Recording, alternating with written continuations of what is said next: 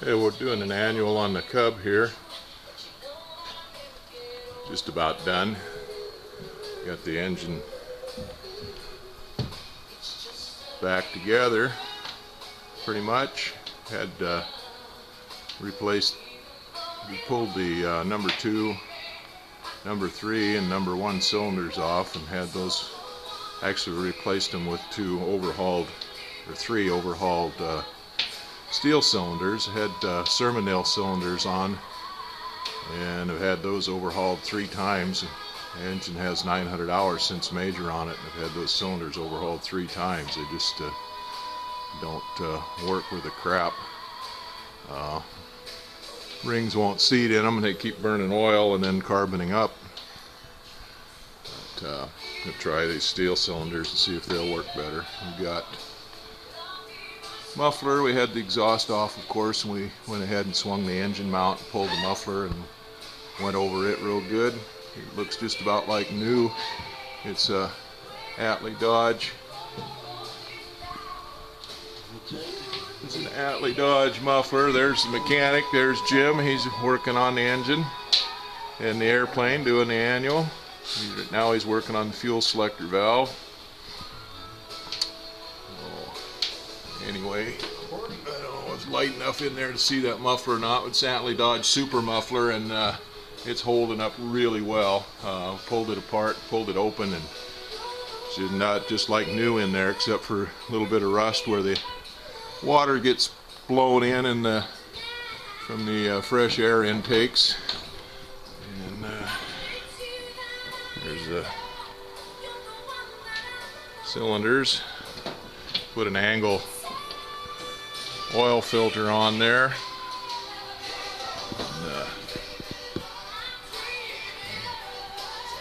And we drained the fuel out and replaced the quick drain on. We replaced quick drains on both sides.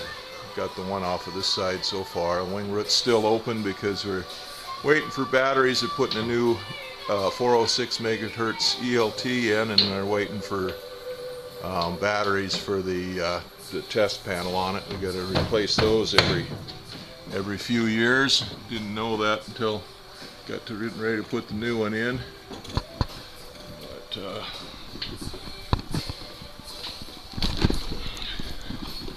see, over there is the new ELT antenna, the EPIRB. The little antenna is for our tracker. We've got a tracker on board that sends information out every few seconds to what our GPS position is. You can follow it on the internet online.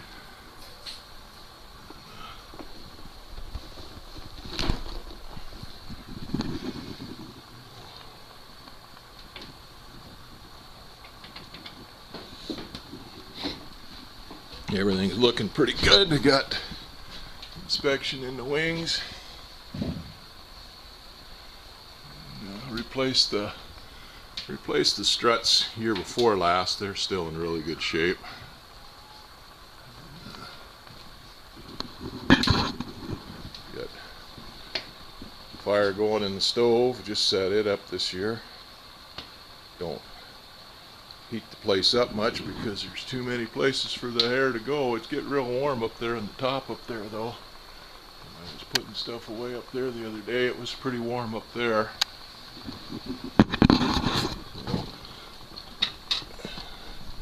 Got this is the covers for the tail, and then the wing. Got the tail all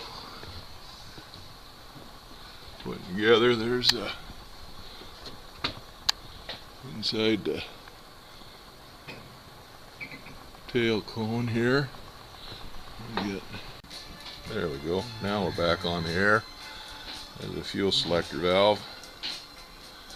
Dried out a little bit. Needs a little bit of grease on it.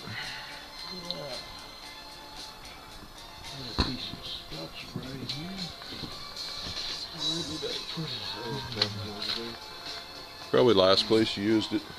Yep, that's where it is. Okay, here's the Here's the old EPIRB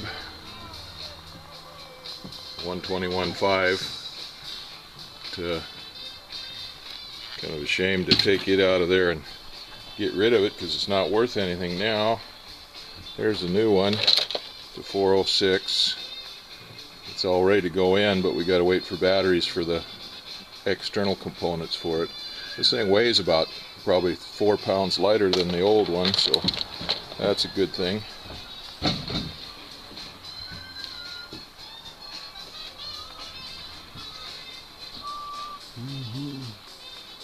Make a movie of you. Clean it up there a little bit. Yeah.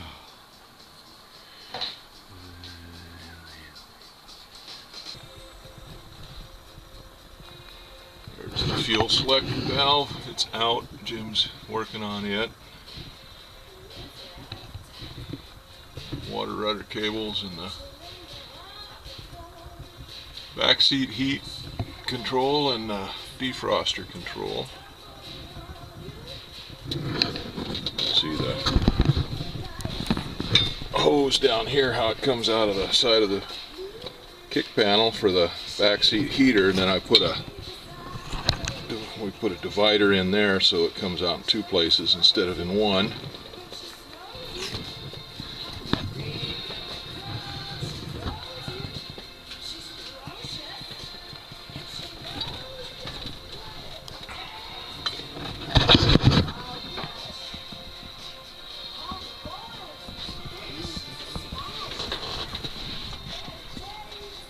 There's the compartment for the ELT and the tracker.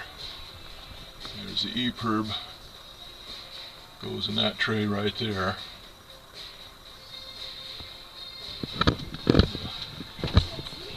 Book is the operating specs and weight and balance and things like that for the airplane.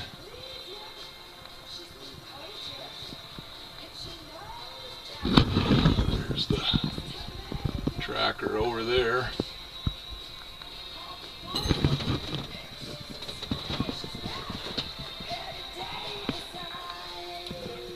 Rear baggage compartments down there. Survival gear and stuff's in it. Covered up now by the door for the ELT compartment. And then up there's where the test panel goes for the remote panel for the ELT goes. Got it out now waiting for batteries. There's the fuel tank's empty. We drained the fuel tanks. Have to start putting gas back in them here pretty soon, but not until after we get the fuel selector valve back together. Is it hard at work?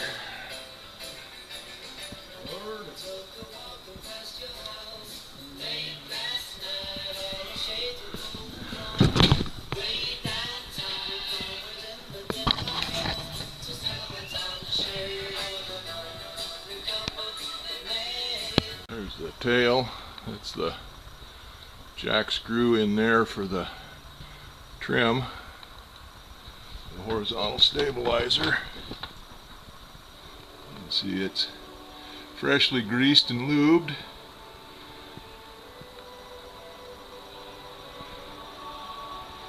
And all inspected and still in good shape. Put the cover back on. There's the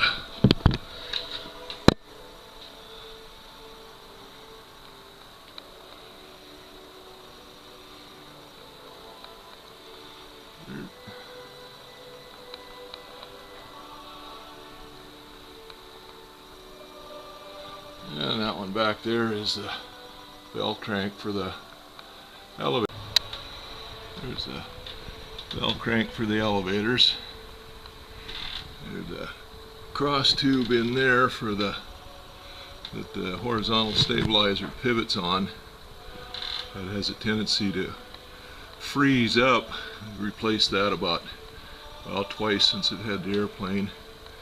It's a pain in the butt. It just goes through that tube there, which is steel, and then the tube that the elevators tie on to there with that nut or bolt is steel. It's chrome plated, but doesn't have much, doesn't move very much, has a tendency to freeze up, and elevators will still adjust by just torquing the elevators themselves, but it won't pivot there.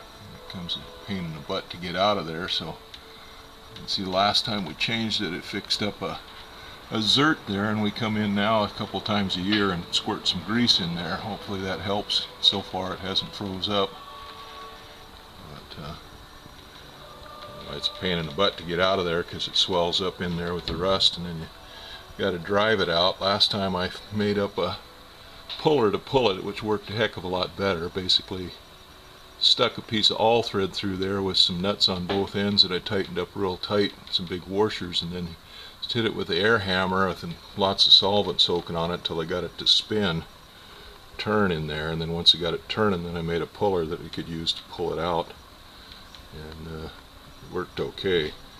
Hopefully I won't have to do that again with a zert on there and grease every once in a while.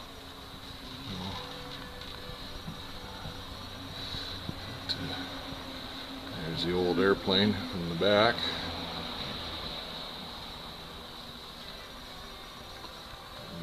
See the red glow up there between the lights. Those are the infrared heaters.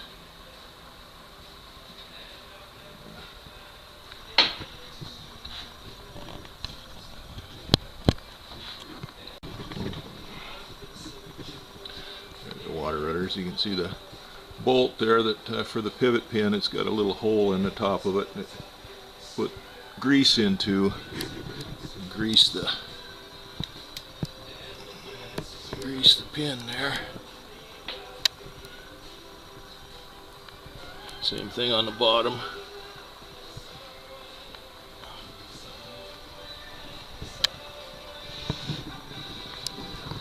Oh, little girl will be about ready for another season here pretty soon.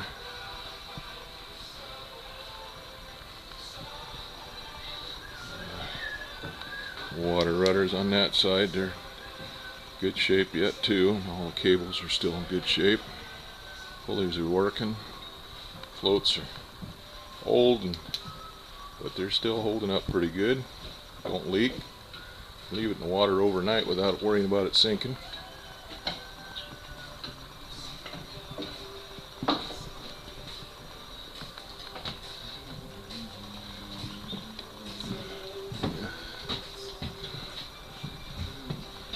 Right side of the engine.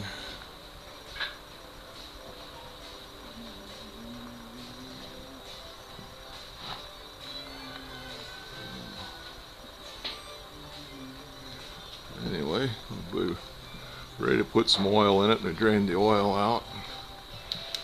There's the oil quick drain, and it's all drained out. Flushed out the crankcase a little bit, so we'll close that up and put some fresh oil in it, some break-in oil. Got a case of Aeroshell 100 there for break-in oil, straight mineral oil for the 3 new cylinders. Now I had a little bit of trouble with the alternator. I noticed when we took it cowling off that it was cocked a little bit out of line, and the attach point right there was it had come loosened up, and it had chafed or eroded the aluminum on both the alternator and the mount, so it machined those flat and put them back on there. Got it all nice and tight now where it won't chafe anymore, no more fretting, and belts all lined up so it won't be eating up any more belts. Get the lightweight starter.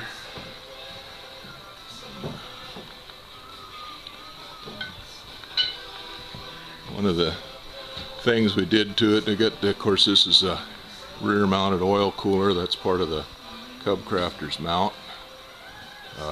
Modification, 180 horse engine on the old Cub. We got dual magnetos. One of the things we did here a couple years ago was put dual impulse magnetos on it, so if one the magneto goes out when we're out in the field someplace, we can still get the engine started if it's the one. So now, no matter which one goes out, we'll still have one with an impulse coupling.